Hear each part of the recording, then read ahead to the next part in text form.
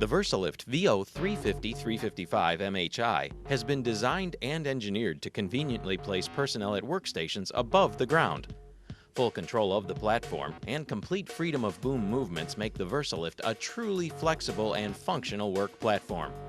But if misused or not operated safely, it's a tool that can cause injury or even death. In addition to the information in this video, good judgment, safe control, and caution in each situation should be used.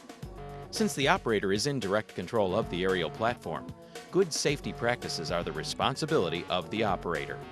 The operator needs to make decisions on the use and operation of the aerial platform, while remembering that his or her own safety as well as the safety of others is dependent on those decisions.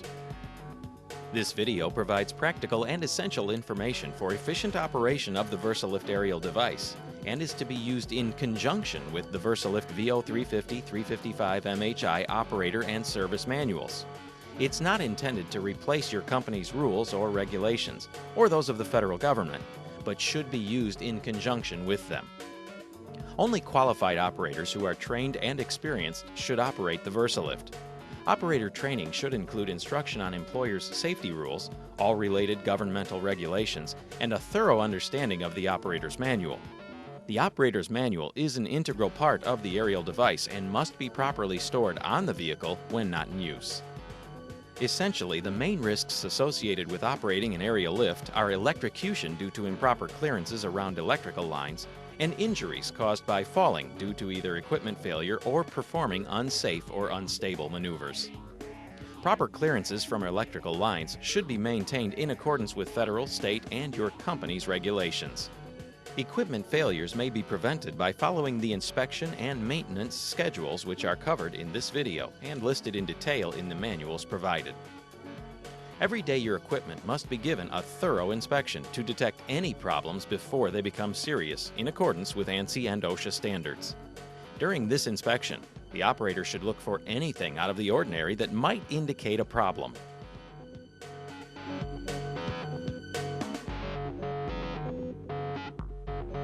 Now let's walk through a daily pre-start inspection that must be performed each day prior to leaving for the job site. The following items are covered in detail in the preventive maintenance section of your operator's manual. Make sure all audible safety devices, strobe lights, beacons, or other warning lights are working properly. Make sure both front and rear emergency flashers are also working. Always check the tires for general condition as well as proper air pressure. Improper or low tire pressure can greatly affect unit stability. You should also be sure to check the inside tires at the rear. Now start the engine and engage the power takeoff control, hereafter referred to as the PTO. You should check the operation of the PTO and pump. Then look under your truck for signs of oil leaks. Check all critical fasteners. A drawing provided in the preventive maintenance section of the manual will help you identify the critical fasteners. It's also important to note that all critical fasteners are torque seal marked to provide a quick means of detecting any loosening.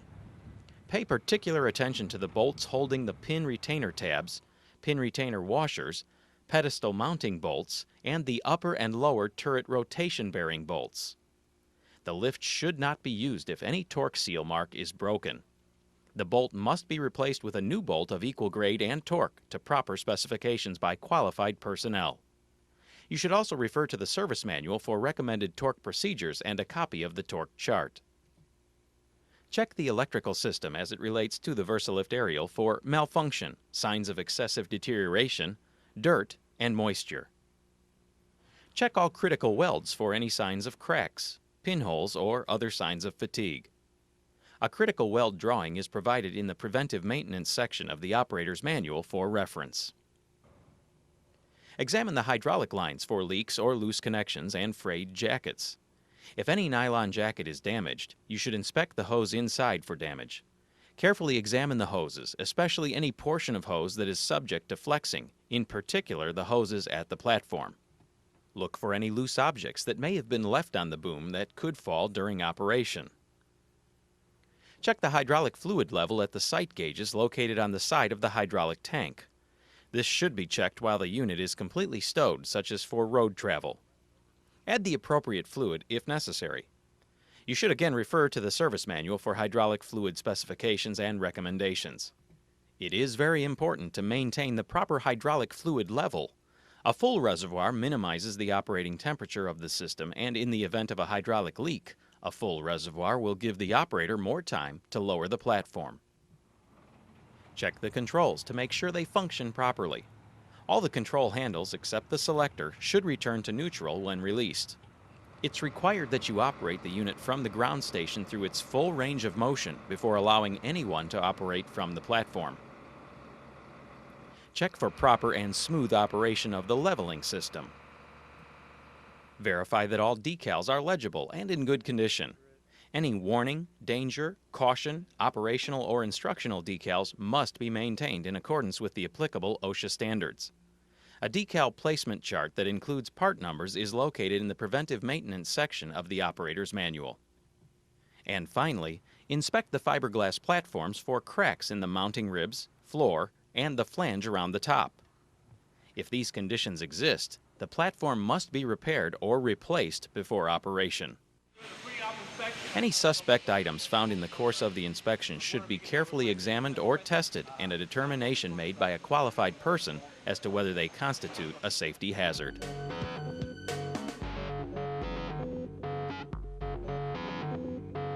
The following information will help the operator and ground crew set up the Versalift in a safe, stable, and efficient manner. This includes orientation of the truck at the work site, responsibilities before leaving the truck cab, and requirements after leaving the truck cab.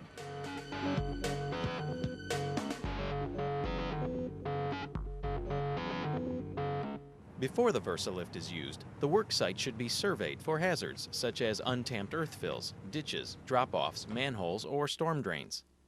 Other obstructions such as debris, overhead obstructions, electrical conductors, and the presence of unauthorized personnel should also be considered. Make sure to park the truck on firm level ground whenever possible. Do not operate the Versalift on a slope greater than 5 degrees. Slope reduces the vehicle's stability and places additional stress on the lift's rotation system. If it is necessary to work on a slope, extra precautions are required. For better stability, position the truck near the work site with the truck facing up or down the slope, and always work up the slope.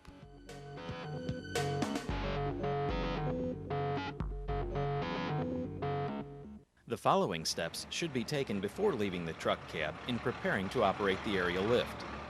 It is assumed that the truck engine is still running. First, firmly set the parking brake and the brake lock if equipped. Shift the truck transmission to neutral. Turn on the warning lights to alert pedestrians and motorists. Engage the PTO if equipped. We recommend that you refer to the PTO manufacturer's manuals for proper operation of the PTO. And fifth, activate the master control with the toggle switch located on the dashboard of the truck cab. A red light next to the toggle switch indicates when the Versalift power system is energized. The truck ignition must be in the run position.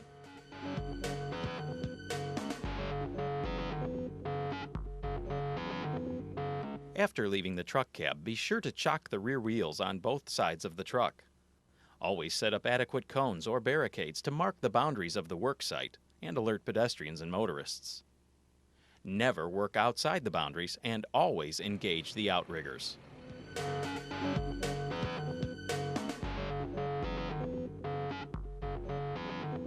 The Versalift ground controls may include one or more of the following controls: outrigger controls, capstan controls, and tool power. Ground controls are usually mounted on a panel in the rear bumper of the truck or below the deck.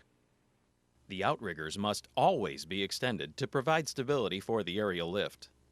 The outrigger controls consist of a selector valve and control valves. The selector valve selects whether you're operating the outriggers, the selector knob is pulled out, or the aerial lift, the selector knob is pushed in. The selector knob must be pulled out for the outriggers and other ground controls to operate. When operating the outriggers, there is a control valve handle for each outrigger that is used to raise or lower that outrigger. The control valve handles are located so that the operator can clearly watch each outrigger operate as required by ANSI. The stability of the truck depends on the unit's gross weight, firmness and slope of the ground, weight in the platform, tire pressure, and full outrigger spread. These factors are widely variable, and caution must be used when determining the stability of the unit. If under any condition there is doubt about vehicle stability, do not operate the lift. The optional hydraulic tool power consists of quick disconnect outlets located at the ground. To operate, select ground controls at the selector valve, then connect the hydraulic tool hoses to the tool power outlet quick disconnect couplings. Activate the tool power valve by pulling the tool power valve knob out. The aerial controls will not respond while the hydraulic tools are being operated. To disconnect the hydraulic tools, the tool power valve must be turned off by pushing the tool power valve knob in completely so that the pressure in the system is relieved. The hoses can now be safely removed from the tool power couplings. Failure to relieve pressure to the tool ports before connecting or disconnecting the tool hoses may result in a high-pressure hydraulic fluid spray. This spray or mist can puncture or become embedded beneath the skin or contaminate the eyes. These conditions require immediate specialized medical attention.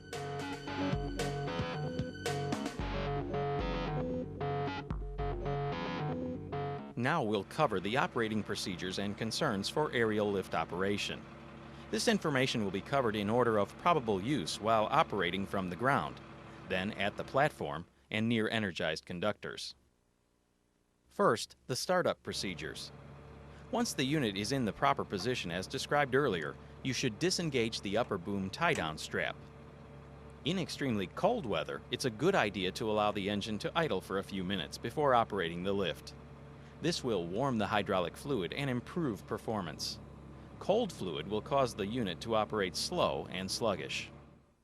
The lower controls for a standard VO 350-355 MHI lift are located on the side of the turret and consist of a detent valve handle and a series of spring-loaded control valve handles that control the lower boom raise and lower, upper boom unfold and fold, rotation clockwise and counterclockwise, and winch raise and lower. Depending on the options you have on your unit, there may also be a series of toggle switches located on the pedestal that control engine start-stop, 2-speed throttle control, and emergency power. The selector control lever is a detent valve and is used to operate the aerial lift from either the upper or the lower control station as indicated by the decal. It's also used to override the upper controls in an emergency, which will be covered later in this video. To operate a function from the lower controls, move the selector valve to the lower position.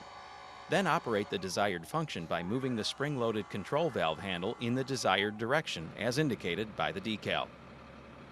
To stop a lift movement, simply return the control valve handle to the center or neutral position.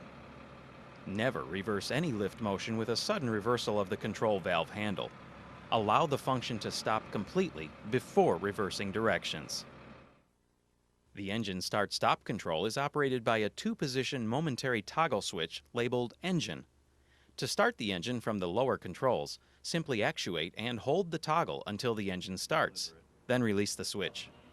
To stop the engine, again actuate the engine toggle and release. The engine will quit running.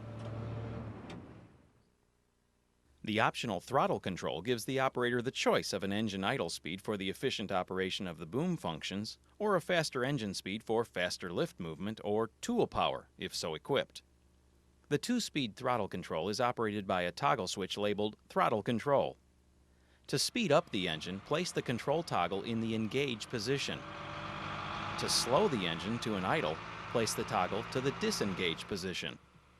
However, it is recommended that the engine be left at idle unless a faster engine speed is required. This will provide the most efficient operation while minimizing fuel consumption and heating of the hydraulic fluid.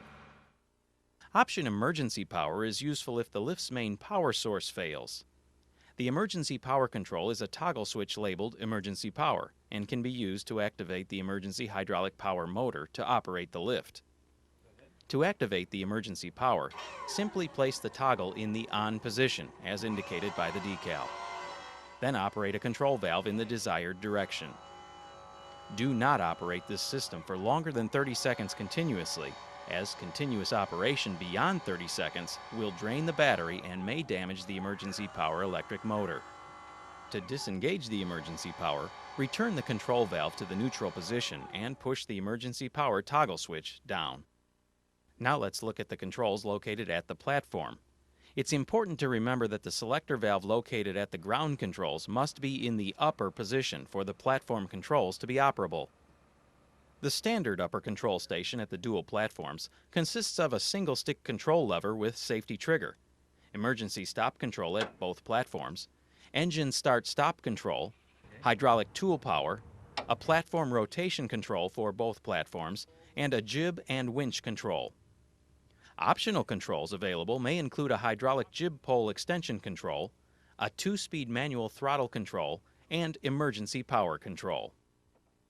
The emergency stop control is labeled Push for emergency stop. When pushed in, this stops all lift functions and hydraulic tool power in both platforms in the event of a lift control malfunction or other emergency. When the emergency stop valve is pulled out, the platform controls and tool power once again become functional. The single stick controller is a multi-jointed handle that enables you to operate all 3 boom functions. These include the lower boom raise and lower, upper boom unfold and fold, and rotation clockwise and counterclockwise. To operate the single stick controller, squeeze the safety trigger located under the control handle and gradually move the lever in the desired direction as indicated by the decal.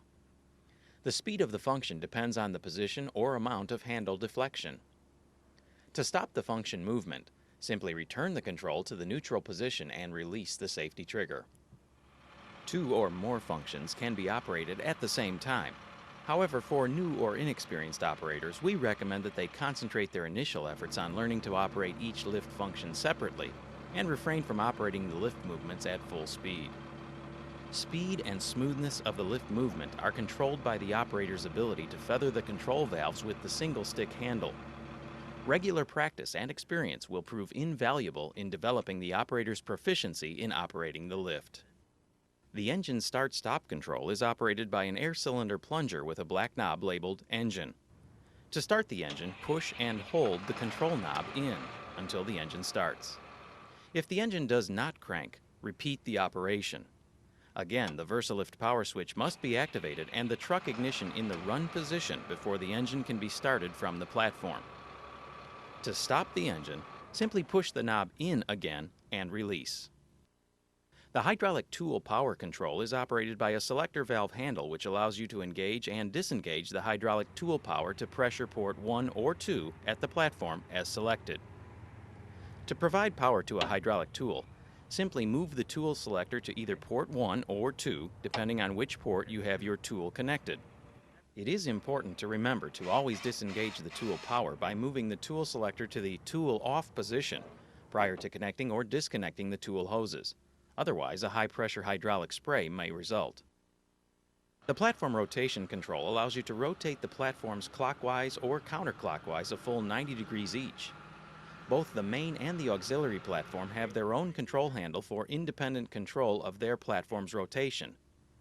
To operate, simply move the control valve handle in the desired direction as indicated by the decal.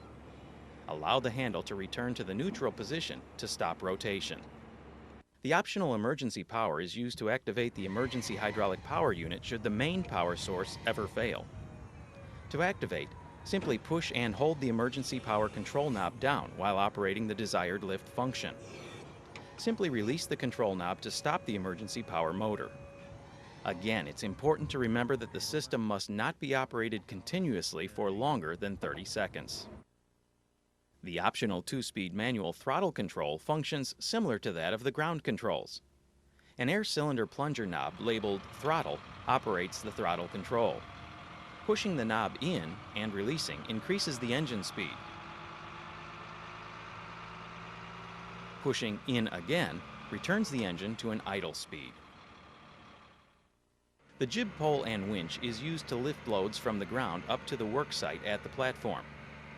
The main components of this system include a jib pole line lifting assembly and a winch with a rope and clevis hook.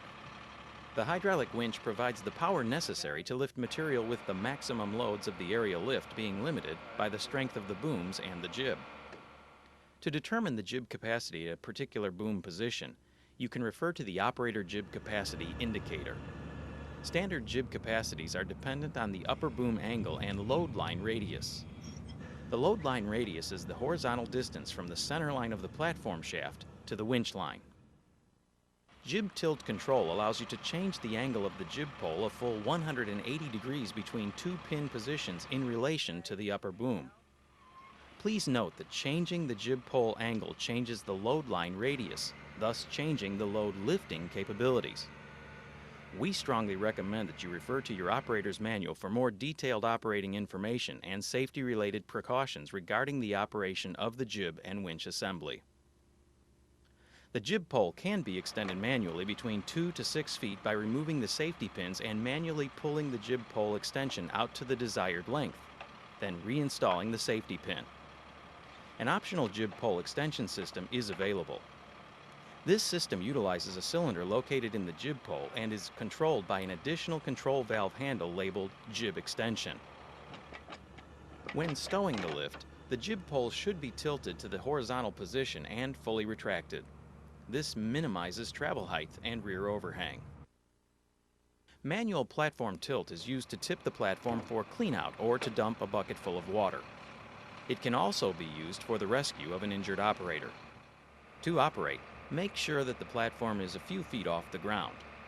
Remove the locking pin, then turn the tilt handle 90 degrees in the clockwise direction. The speed of the platform tilt is controlled by a shock absorber. To return the platform to the level position, raise the platform, then turn the tilt handle 90 degrees counterclockwise. Reinstall the locking pin, then pull on it to make sure it will not come out.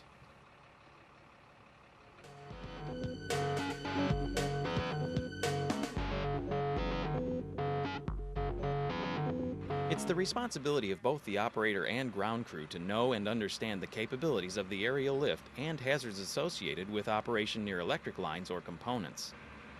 Due to the nature of the work, aerial lifts often place the operator and ground crew in the vicinity of electrical lines and equipment where grave danger exists.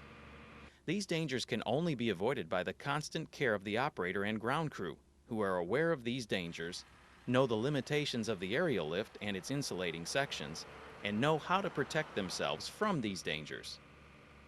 The insulation capabilities of this aerial lift are defined by the rated line voltage, as indicated by the ANSI A92.2 data plate located on the pedestal.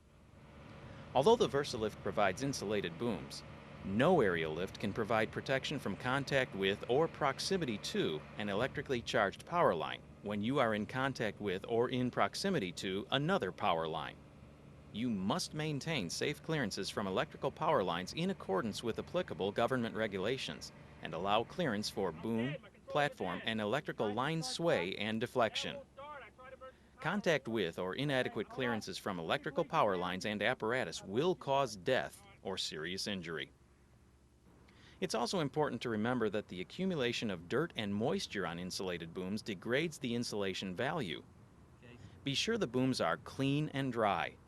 Remember that the inside of a boom may be wet even when the outside is dry.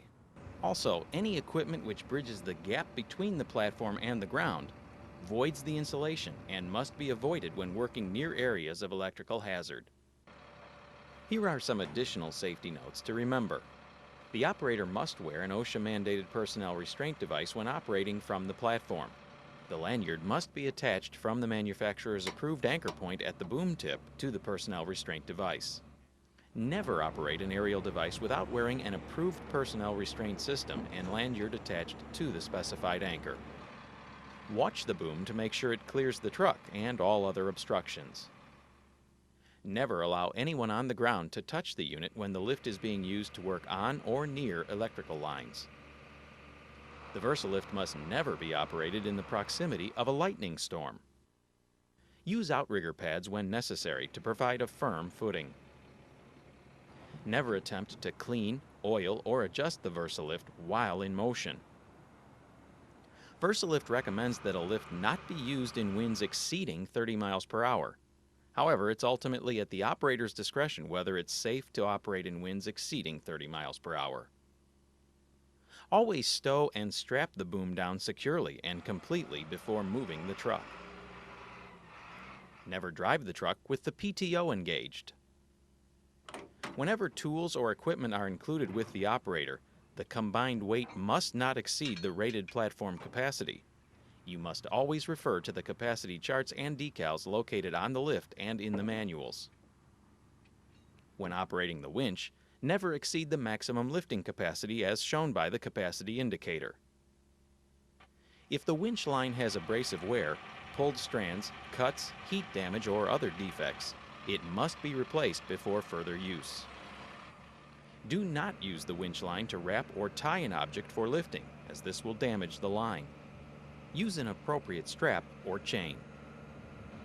Although the winch line is made of a non-conductive material, dirt, grease, and moisture absorbed during humid or wet weather can make the rope conductive. For this reason, the rope must always be treated as a conductor. Avoid dropping tools from the platform. Use a hand line to raise or lower tools from the platform. Stand only on the platform floor. Never climb out of a raised platform onto a pole or limb. Report any unusual occurrence during the operation of the aerial lift that may require repair or adjustment. Keep the workspace in the truck bed clean and neat. Only qualified mechanics are authorized to service the Versalift. Hydraulic fluid is flammable. Avoid any contact between the hydraulic fluid and any source of high heat or open flame.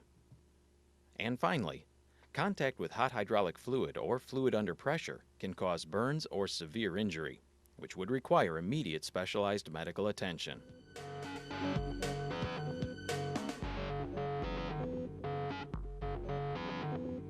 When storing the Versalift for road travel, you must rotate until the lower boom is centered over the boom rest. Always watch for personnel and obstructions when storing the aerial lift. A crushing injury to personnel or damage to equipment can occur. Now lower the lower boom into the rest, reducing the speed of the boom as it approaches the rest. Release the controller once firm contact with the rest has been made. Now lower the upper boom into its rest, again reducing the speed of the lift controller upon approach, and releasing the controller once firm contact with the rest has been made. To complete the storing procedure, secure the upper boom assembly with the tie-down strap. Retract the outriggers and remove the wheel chocks. Turn off the electrical control system and disengage the PTO. Never drive the truck without the aerial lift properly stowed and tied down.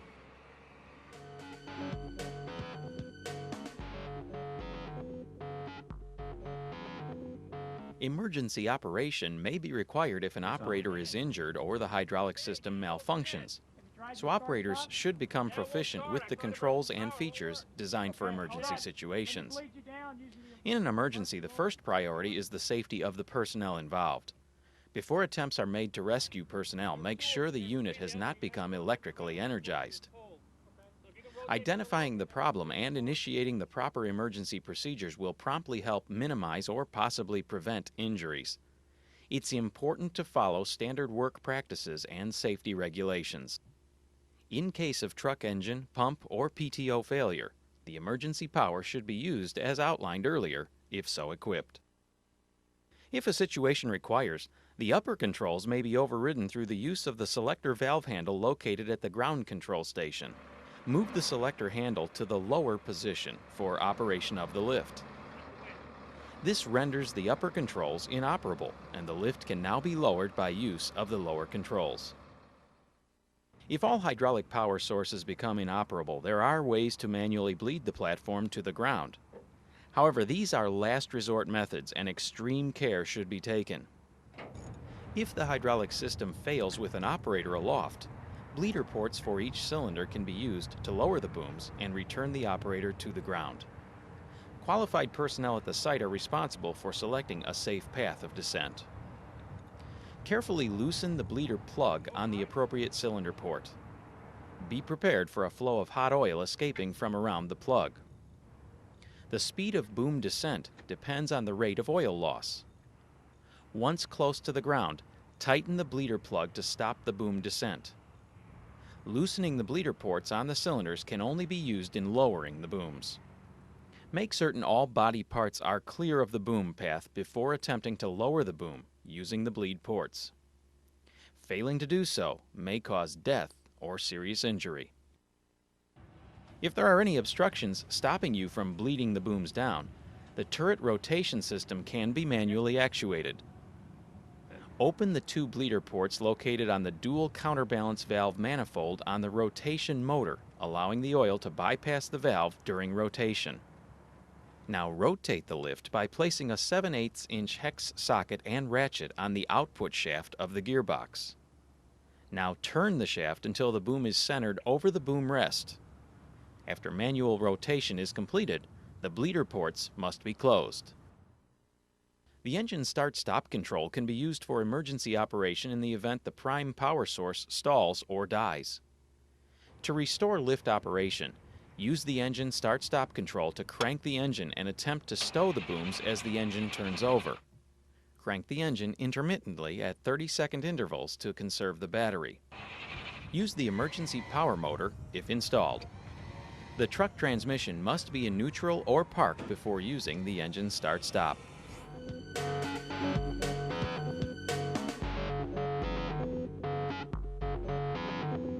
After any emergency situation, it's the responsibility of the operator to make sure the aerial lift is repaired and adjusted by a qualified mechanic before it's used again.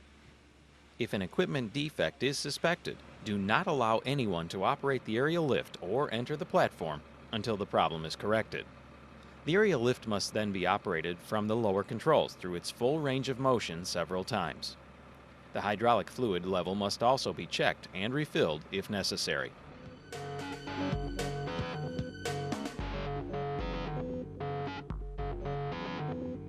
The maintenance and inspection of certain items are the responsibility of a competent operator. Being alert for evidence of a problem is essential in maintaining safe and satisfactory service. Items that warrant attention are identified in the operator and service manuals. Included are visual inspection guidelines, lubrication instructions, hydraulic fluid maintenance, filter maintenance and adjustments. The operator should become familiar with the maintenance and inspection schedules and requirements and make sure they are followed. Proper maintenance and inspections will help prevent failures and ensure a long, useful life of the equipment.